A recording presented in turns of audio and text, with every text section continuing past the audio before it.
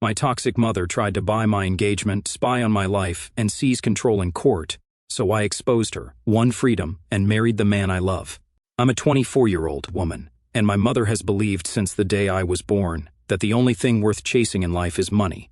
Not stability, not love, not health, just pure financial status. And not the kind that comes from working your way up or building something real. No, she wanted wealth that came with names you could drop and country clubs that wouldn't let you in unless your family had been there for 3 generations. Growing up, I never had a birthday party that didn't look like a corporate gala. My mother made a whole production out of everything because she always invited people we had no real business associating with, daughters of CEOs, sons of real estate moguls, and wives of doctors who vacationed in Monaco. She'd rent luxury cars just to park them outside our house. Our actual car was a beat-up sedan she made my father drive around the block and hide whenever people came over. When I was 17, I had my first real boyfriend. His name was Marco, and he wanted to be a chef. He was sweet, thoughtful, and saved up for months just to take me out for sushi on our 6-month anniversary. When my mother found out he lived in a 2-bedroom apartment with his family and his dad drove a city bus, she went ballistic. She told me I could either end the relationship or stop being her daughter. I cried for 3 days before I finally did it. I didn't even tell Marco the real reason. I just ghosted him. After that, I stopped telling her about anyone. Not that there was much to tell. She spent the next few years building a fantasy around me. She would casually tell her friends I was seeing someone in finance or dating the son of a tech CEO. I was single the whole time, but every lie gave her another excuse to hold her head a little higher in her social circles. The real blow came when I turned 21. I thought she'd ease off as I got older. But instead, she gave me an ultimatum. She told me she'd made peace with not having a rich husband herself, but that it was my job to correct the mistake. I had 2 choices: marry someone earning 6 figures or leave her house. No wiggle room, no discussion. At that point, I didn't even have access to my own savings. She had helped me open a joint account when I was 18 and quietly moved most of it out. When I asked what happened to my college fund, she said she'd used part of it for a social exposure seminar I had supposedly attended, basically a weekend networking course for women trying to marry rich. I remember sitting in a hotel ballroom next to a woman who was 35 and openly said she was looking to lock down a hedge fund baby before her eggs got any older. My father just stood there and told me, "You know how your mother gets." She kept up her pressure by controlling the people around me. Any friend who wasn't from money slowly disappeared.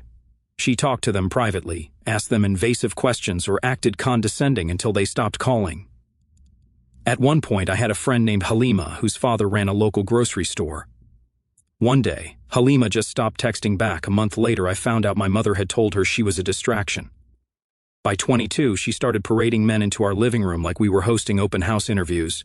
She'd host these casual dinners with her friends and their sons, guys I had zero connection with. Most of them clearly there under pressure from their mothers, too. One of them asked me how much I weighed before dessert was even served. Despite it all, I tried to build something for myself. I got an internship and eventually a job at a small startup doing marketing. It wasn't glamorous, but I loved the energy, the freedom. 1 week before I was going to go full-time, the CEO pulled me aside and asked if I was serious about staying.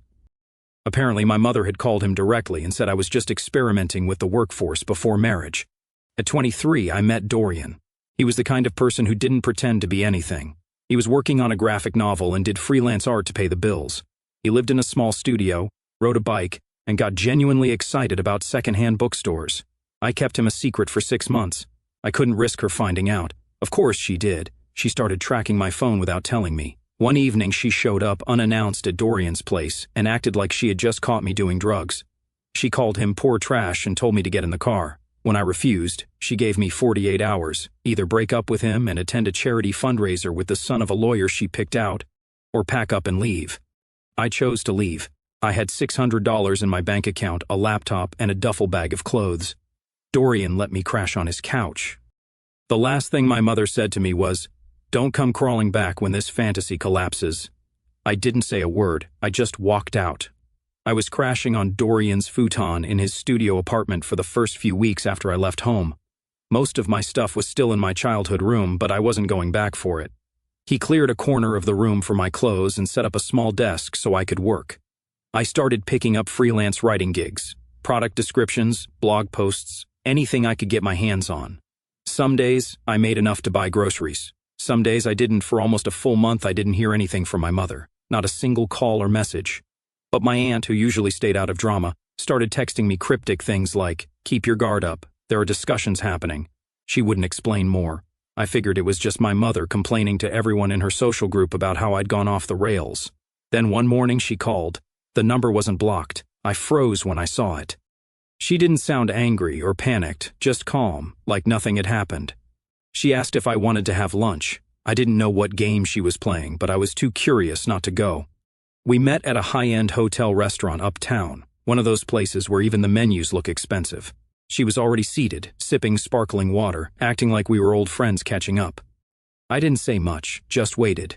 And then she dropped it. A family she knew had a son who was ready to propose. He was in private equity, owned 3 properties, and had just turned 28. She said this like it was the weather forecast. She slid a folder across the table, thick, organized, and color-coded. Inside was his resume, family background, photos from his Instagram, and even a list of shared interests that I could tell were based on a LinkedIn stalk rather than real compatibility. Then came the offer. If I agreed to meet him and keep an open mind, she'd give me $50,000. She called it a gift to get back on my feet. The message was clear. Get rid of Dorian, fall in line, and I'd be rewarded. I asked about Dorian. She laughed like I'd mentioned a summer job, called him a phase, and said I was too smart to let a temporary distraction destroy a legacy. Her words, not mine. Later that week, I found out the plan had been in motion for a while. My father had gone to dinner with the guy's parents. A compatibility dinner, they called it. He never once told me, didn't check in, just co-signed on the whole thing like he was signing a delivery slip. Then came the worst part. My cousin, who'd always been more of a sibling than a relative, sent me screenshots of an email thread between my mother and a few of her friends. She wrote that the crisis had passed and that I was on the path to redemption. She even said the engagement would be announced at an upcoming charity gala. I hadn't even agreed to meet the guy yet, but I did meet him. His name was Callum. We got coffee at a cafe that clearly wasn't his choice. He showed up in a tailored jacket and loafers with no socks, looked me in the eye, and told me he was only there because his mother threatened to cut him off if he didn't at least try. We both agreed this wasn't happening. He flew out to Dubai a week later for a work project and never followed up. My mother lost it. She left voicemails, texted me non-stop, even sent a 3-paragraph message to Dorian's art page claiming I was destroying my life. Then she showed up at our apartment again. This time, she waited outside until Dorian came back from a grocery run and tried to guilt him into talking. He asked her to leave. She called the police and claimed he was harassing her. That pushed us over the line. Dorian filed a report, and we started the process for a restraining order.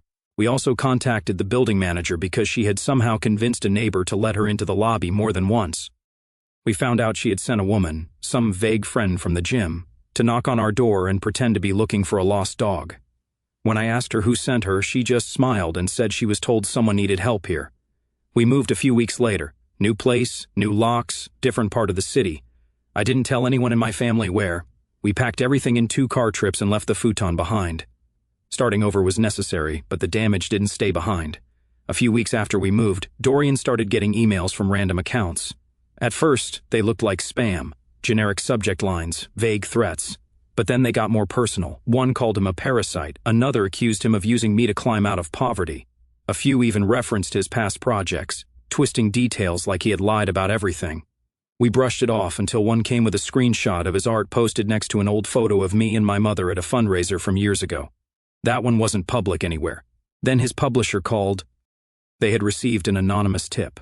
The message claimed Dorian was manipulating a vulnerable woman from a wealthy background and using that connection to position himself as an underdog artist.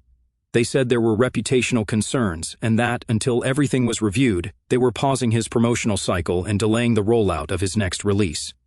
They asked for a detailed timeline of our relationship, how we met, when we started dating, where we lived, who we talked to about the book.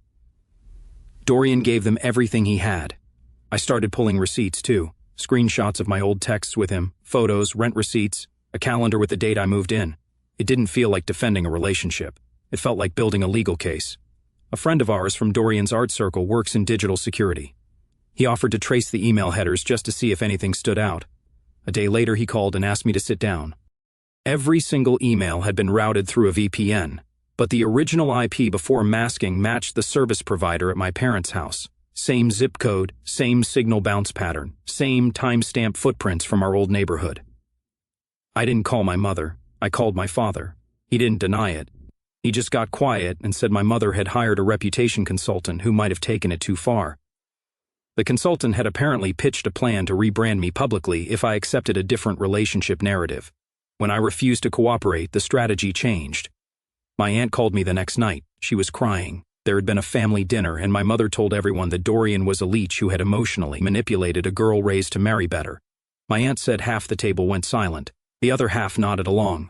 I sat down and started building a folder, every text from my mother, voicemails, screenshots of the emails, headers, comparison timelines. I included receipts from when she tried to offer me money to marry the other guy, messages she sent to Dorian's art page, even that folder she gave me at lunch with the resume inside. I sent the full folder to Dorian's publisher and also to a legal contact a friend connected me with. Meanwhile, I uploaded a compressed version of the evidence to a private link and sent it to the top 5 people in my mother's social circle. The ones she cared about the most, women she hosted brunches with, the ones who co-chaired events and lent her dresses, and name-dropped their way through art exhibits. I didn't say much, just dropped a message that they might want to know who they've been working with. Within days, the fallout began. One of her closest friends backed out of a charity fundraiser they were supposed to co-host. Another pulled her name off a shared fashion auction invite. Her book club disbanded quietly without a word. Her phone number stopped being listed in the committee directory for the local women's council. Then she was asked to step down completely. Sponsors had pulled out. One even issued a formal statement about not supporting personal harassment tactics. Her social currency collapsed, and she blamed me. I got a voicemail where she accused me of sabotaging her life, called me worse than poor, and said she had wasted everything on someone who couldn't even keep quiet. I blocked her number permanently this time. No second line, no burner, no loophole. A week later, something unexpected happened. A literary agent messaged me through my freelance portfolio site. She had seen a blog post I'd written, something small about privacy and control. She asked if I had ever thought about writing a memoir. Dorian and I talked about it. We knew it would be hard and public, but we also saw the potential. That week, we started mapping out a joint graphic novel. It would follow a woman whose life was designed by someone else, but instead of folding, she rewrites the script. It's not a revenge story, it's a rewrite. This time, the ending is ours. It started with a message from Claudia, someone I hadn't spoken to in over a year. We were close in college, but drifted like most people do. She messaged me out of nowhere, asking if I was doing okay and mentioning that she had run into my mother at a boutique event. I already knew it was going somewhere bad, but I kept reading. Claudia said my mother had told her I was battling an addiction and that Dorian was unstable and potentially dangerous. She sounded confused more than anything, like she wanted to help but didn't know what to believe. I didn't even have to guess where it came from. The next 2 days proved it wasn't a one-off. 2 more people I hadn't talked to in months reached out. Both of them said they'd been contacted through a mutual connection, and both repeated similar lines: concerns about Dorian, questions about whether I was in trouble, and hints about me needing a safe place to land. It was like someone had handed them a script. One of them, Tony, finally told me the truth. He had met my mother once during a university event years ago, and had kept her number since then. A few days earlier, she messaged him and asked if he could do her a favor. The favor was trying to convince me to leave Dorian.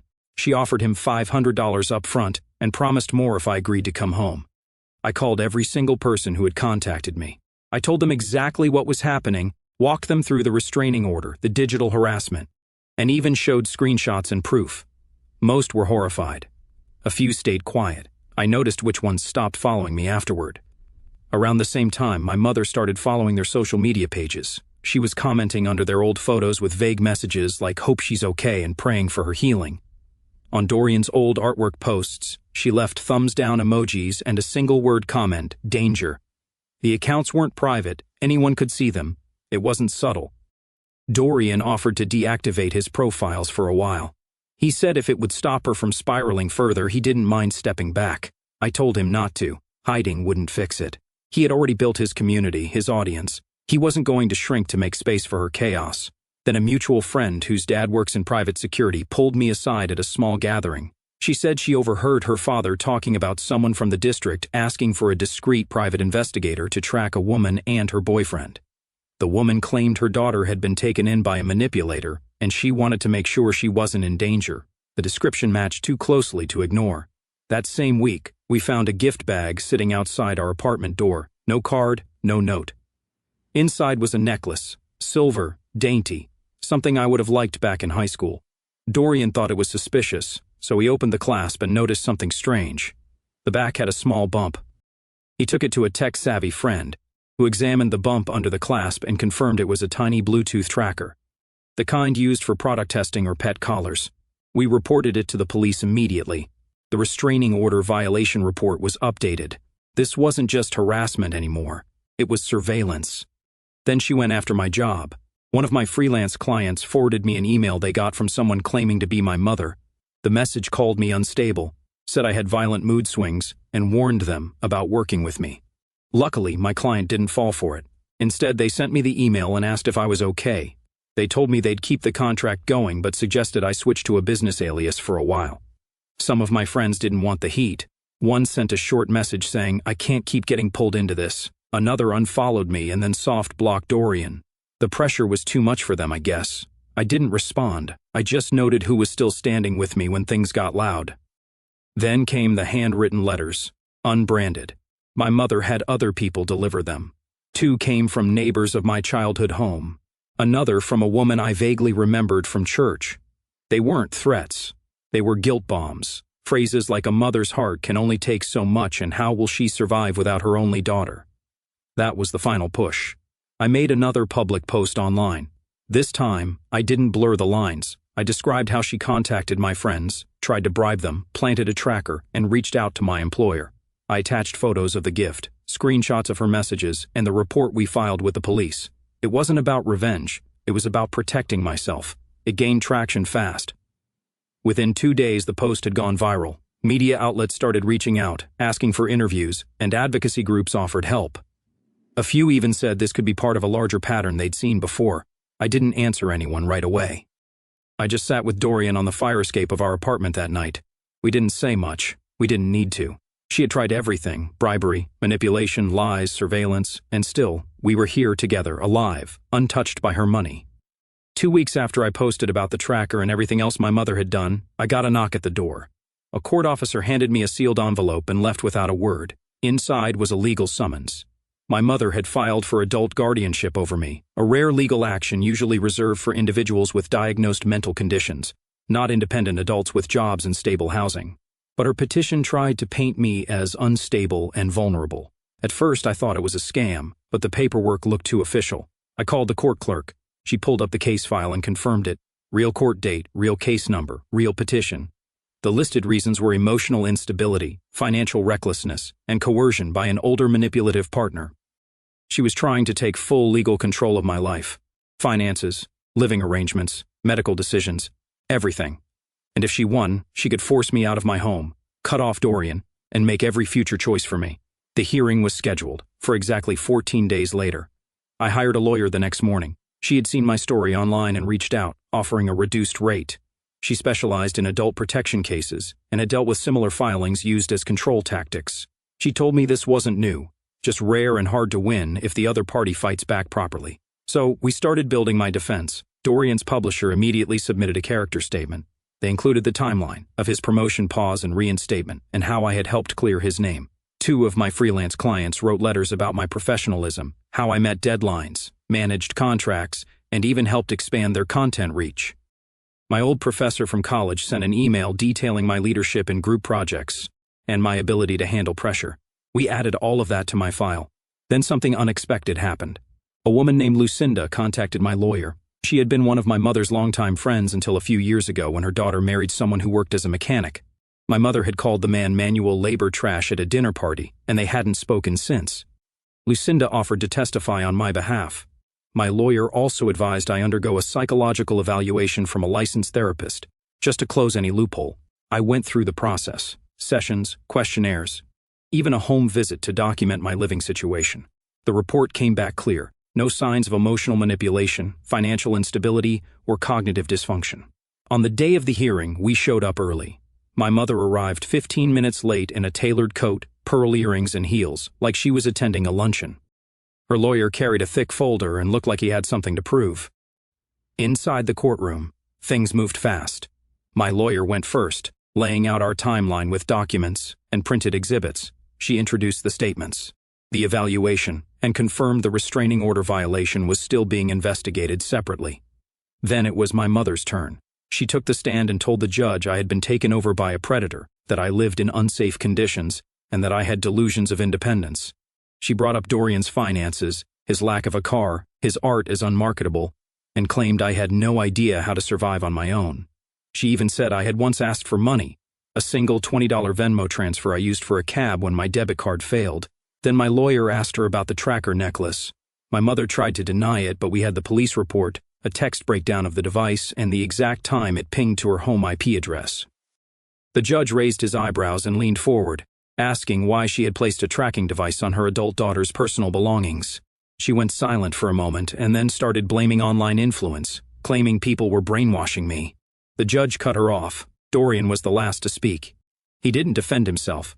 He just spoke clearly, explaining how we met, how we worked together, and how he had stayed out of everything until her actions threatened both our safety and my livelihood. He never raised his voice once. The judge ruled within 10 minutes. The petition was denied. He called it an appalling abuse of the legal system and said the evidence showed a pattern of manipulation, not mental instability. He even ordered a warning notation on the case file so it couldn't be refiled under a different pretense without strict review. That's when my mother lost control. She stood up in court and screamed that everyone was letting her daughter be ruined by poverty. She knocked over her folder, accused the judge of being biased, and had to be removed by a bailiff. The judge cleared the room immediately after, just in case she tried to come back. The next morning, her lawyer filed a notice that he was dropping her as a client. The clerk called my lawyer to inform us the case was fully closed. Legally, her last power move had failed. But even with the petition denied, I knew it wasn't over. It's not with someone like her. Not yet. The week after the court dismissed my mother's guardianship petition, things went public. A local paper ran a story about online abuse from controlling parents. They used aliases for everyone involved, but the details were too specific. People in my hometown connected the dots fast. Within 2 days, someone from the neighborhood messaged me a photo of a flyer pinned to the bulletin board at a community center. My full name wasn't on it, but it had my college photo, old yearbook quotes, and the phrase under cult influence, "Pray for her return." The same flyer showed up at a local cafe, inside a laundromat, even at the library. They all came from the same home printer, black ink smudges, cut edges, grainy quality. Then came the church stunt. She took the pulpit during a Sunday service and gave a speech claiming her daughter had been taken by anti-Christian ideologies, and that my partner was a wolf in artistic clothing. I only found out because someone recorded it and sent me the video. The clip got shared in group chats. I watched myself become the center of a sermon I hadn't asked for. My mother didn't stop at me. She turned on my father, too. In a follow-up speech during a church brunch, she called him passive and weak, blamed him for allowing this corruption, and hinted that he had always been indifferent to the spiritual future of his family. That's when things really broke apart. 2 nights later, my father messaged me. I filed for separation. He said it had been building for a long time, but seeing her turn the church into a weapon finally broke something in him. It was the first time he had ever taken action against her in any meaningful way. He told me she'd crossed too many lines, and he couldn't live under the same roof anymore. I didn't push for details. He sounded clear, exhausted, but clear.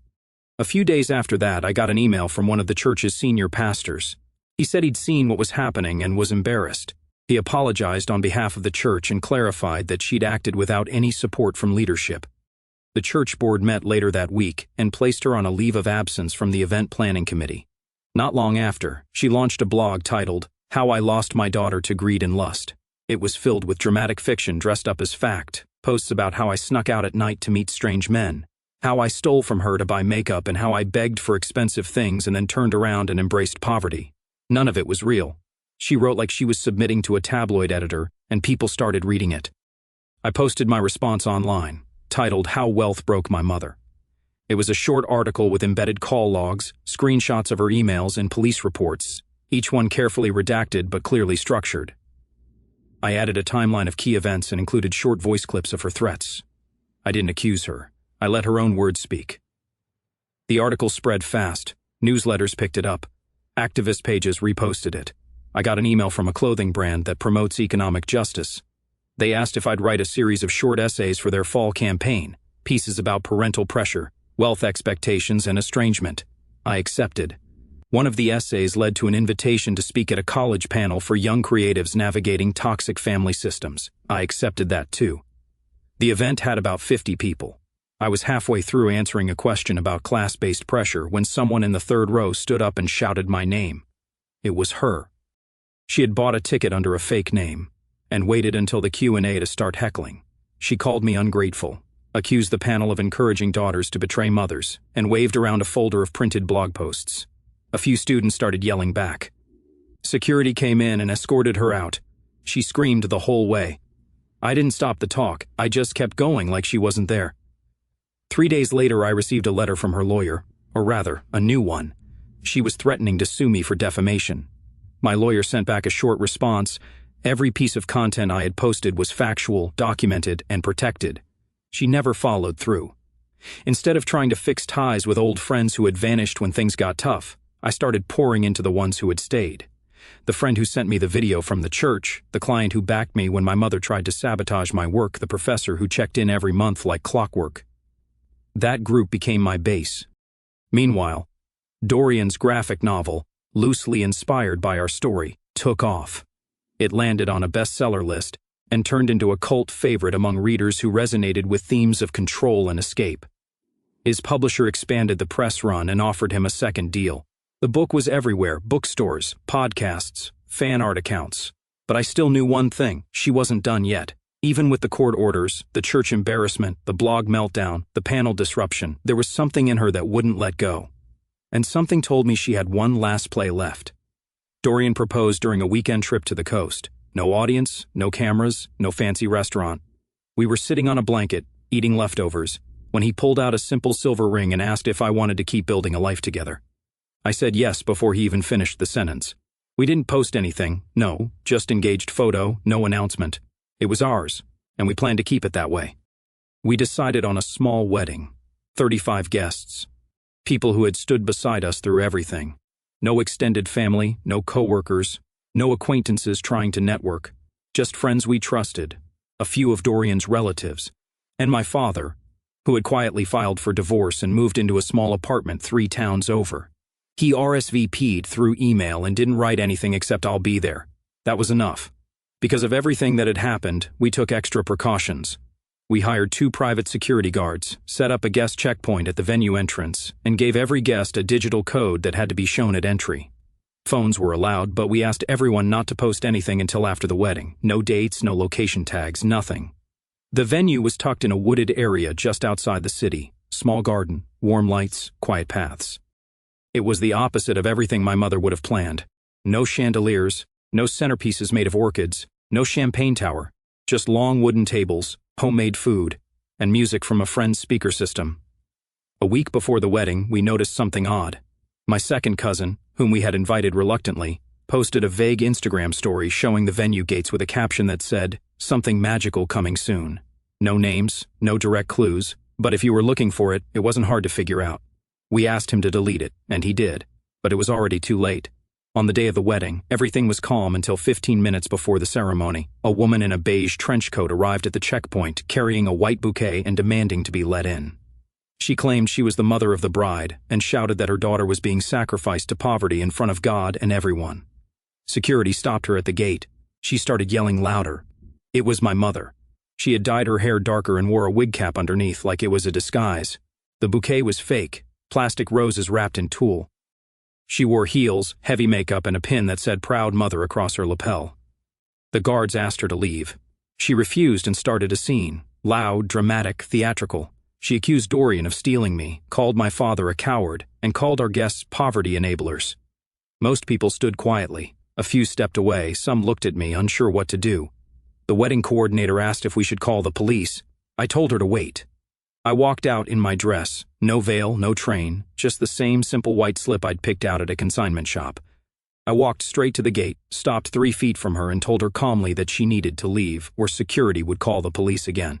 She looked me up and down, stunned that I was standing there without crying or begging. Then she asked, "So this is it? You're choosing that man over your future?" I replied, "No, I'm choosing my future over your fantasy." She stood frozen for a moment. Then she started crying, big, loud sobs, the kind that sound more like a performance than pain.